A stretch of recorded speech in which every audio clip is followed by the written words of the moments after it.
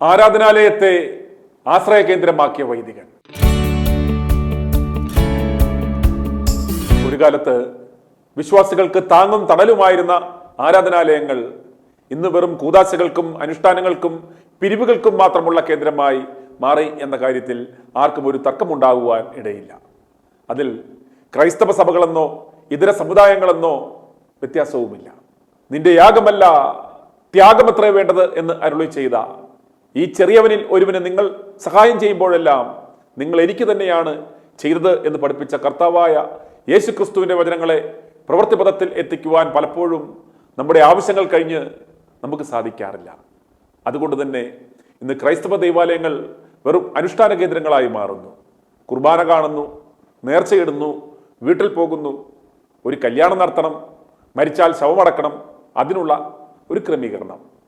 എന്നാൽ ഒരു ഇടവകയിലെ വികാരി വിചാരിച്ചു കഴിഞ്ഞാൽ യേശുക്രിസ്തുവിന്റെ തിരുവചനങ്ങളെ വിശ്വാസികൾക്ക് അനുഭവവേദ്യമാക്കുവാൻ സാധിക്കും.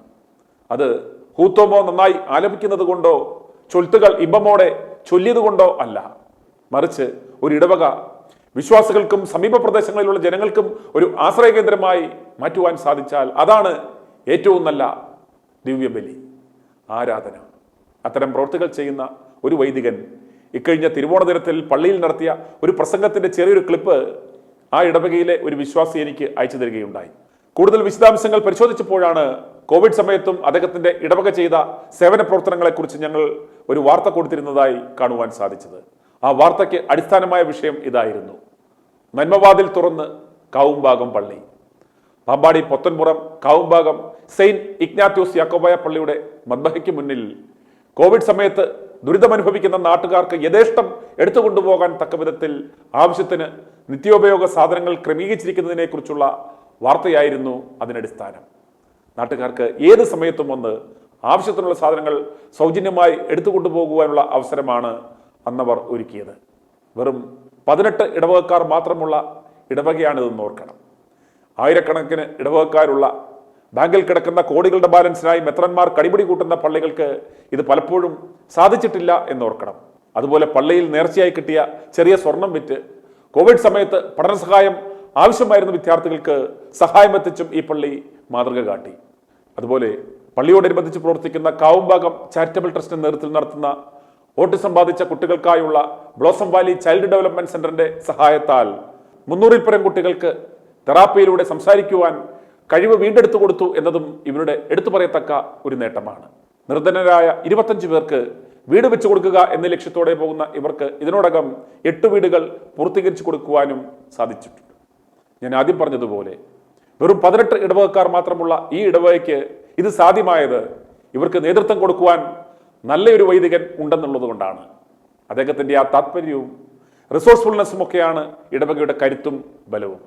ആ വൈദികന്റെ പേരാണ് ഫാദർ കുര്യാക്കോസ് കടവുംഭാഗം. ഇപ്പോൾ ഈ വൈദികൻ കൂടുതൽ സമയവും ഇതുപോലെയുള്ള ജീവകാരുണ്യപരമായ കാര്യങ്ങൾക്കായാണ് വിനിയോഗിക്കുന്നത്. ഈ വൈദികൻ തിരുവോണ ദിനത്തിൽ നടത്തിയ ഒരു പ്രസംഗമാണ് എനിക്ക് ലഭിച്ചത്. എല്ലാവർക്കും തിരുവോണ ആശംസകൾ നേരുന്നു. അച്ഛൻ ഓർപ്പിച്ചതുപോലെ പങ്കുവയ്ക്കലിൻ്റെതാകട്ടെ നമ്മുടെ ഓണവും. ചുറ്റുപാടുമുള്ള ബുദ്ധിമുട്ടുള്ളവർക്ക് പങ്കുവയ്ക്കുന്നതിലൂടെ ആയിരിക്കട്ടെ ഓണത്തിന്റെ സന്തോഷം നമുക്ക് അനുഭവിക്കുവാനും തലമുറകൾക്ക് അനുഗ്രഹമാകുവാനും ഇടയാവുന്നത്. ബ്ലോസം വാലി ചൈൽഡ് ഡെവലപ്മെന്റ് സെന്ററും കടവുംഭാഗം പള്ളിയും ചേർന്ന് പെരുമ്പള്ളി മോർ ഗ്രിഗോറിയോസ് തിരുമേനിയുടെ ചരമ രജത ജൂബിലിയുടെ ഭാഗമായി 25 ഭവനങ്ങൾ നിർമ്മിച്ച് നൽകുക എന്നൊരു സ്വപ്ന പദ്ധതി അതിന് തുടക്കമിട്ടു. ഇന്ന് നമ്മൾ അതിൽ 8ാമത്തെ വീടിന്റെ കൂദാശ നിർവഹിക്കപ്പെടുകയാണ്. അതൊരു യാക്കോബായ പള്ളി ഇടവകയിൽപ്പെട്ട ഒരാളുടെ വീടായതുകൊണ്ടാണ് കൂദാശ ചെയ്ത് കൊടുക്കുന്നത്. അല്ലെങ്കിൽ നമ്മൾ പാല് കാച്ചുവോ അങ്ങനെ അവരുടേതായ കർമ്മങ്ങളാണ് സാധാരണ ചെയ്യാറുള്ളത്. ഇന്ന് നമ്മൾ 10 മണിക്ക് താല്പര്യമുള്ള ആളുകൾ വരാം. മീരുടെ സെന്റ് ഇഗ്നാത്യോസ് പള്ളി ഇടവകയിൽപ്പെട്ട ആളിനാണ് നൽകുന്നത്. ആരാണെന്നുള്ള പേര് ഇവിടെ വെളിപ്പെടുത്തുന്നില്ല. നമ്മൾ സാധാരണ പണ്ടൊക്കെ നമ്മൾ താക്കോൽ അവരെ വിളിച്ചു കൊടുക്കുന്നൊരു പതിവ് ഉണ്ടായിരുന്നു. പിന്നെ എനിക്കൊരു ബോധ്യമുണ്ടായി, നമ്മളൊരു വലിയ താക്കോല് ഉണ്ടാക്കി നമ്മളിങ്ങനെ ഞെളിഞ്ഞു നിന്ന് ഈ പാവപ്പെട്ടവന് ഈ താക്കോല് കൊടുക്കുന്നതിനകത്ത് ദൈവസന്നിധിയിൽ ഒത്തിരി കുറവുണ്ട്.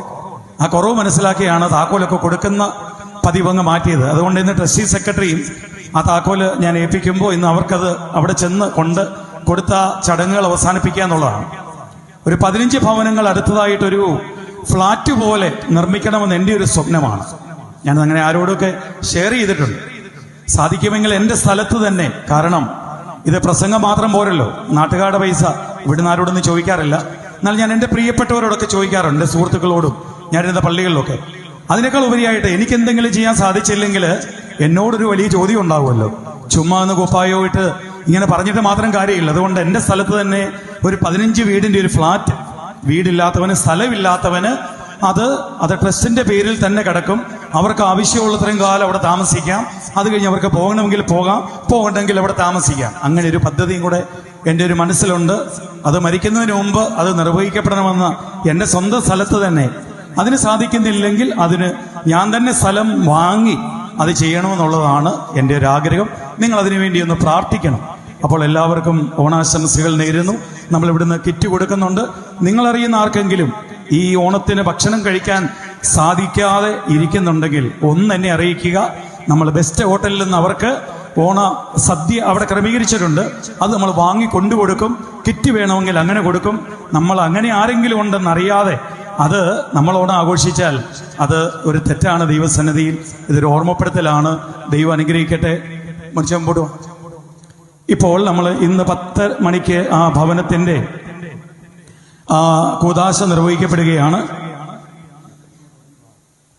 ആ കൂദാശ നിർവഹിക്കപ്പെട്ട് അവിടെ താക്കോല് കൊടുക്കുന്നത് ഞാൻ പറഞ്ഞല്ലോ. അവരെ വിളിച്ച് കൊടുക്കുന്ന ചടങ്ങ് ഒഴിവാക്കിക്കൊണ്ട് നമ്മൾ ഇവിടെ വെച്ച് ഈ താക്കോൽ ഇപ്പൊ കുഞ്ഞുവറാച്ചനെ നമ്മൾ ഏൽപ്പിക്കും. ട്രസ്റ്റി എന്നെ ഏൽപ്പിക്കുന്നു. സെക്രട്ടറി അത് അവിടെ കൊണ്ട് അവർക്ക് കൈമാറും. ഒരു വലിയ ചടങ്ങായിട്ട് അവരെ വിളിച്ച് നടത്തുന്നത് ഒഴിവാക്കുകയാണ് ചെയ്തത്. ദൈവം അനുഗ്രഹിക്കും. ആരാധനാലയങ്ങളെ ആശ്രയകേന്ദ്രങ്ങളാക്കുന്ന ഇവരൊക്കെയാണ് പുരോഹിതന്മാർ.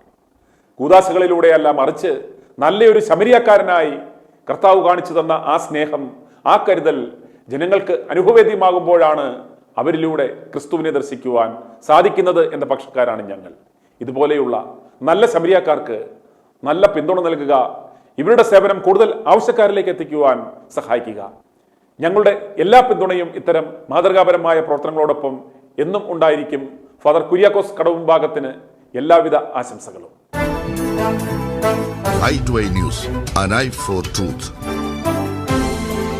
i2i News സബ്സ്ക്രൈബ് ചെയ്തിട്ടില്ലാത്തവർ ഇപ്പോൾ തന്നെ സബ്സ്ക്രൈബ് ചെയ്യുക. നോട്ടിഫിക്കേഷൻ ലഭിക്കുവാൻ ബെൽ ബട്ടണും അമർത്തുക.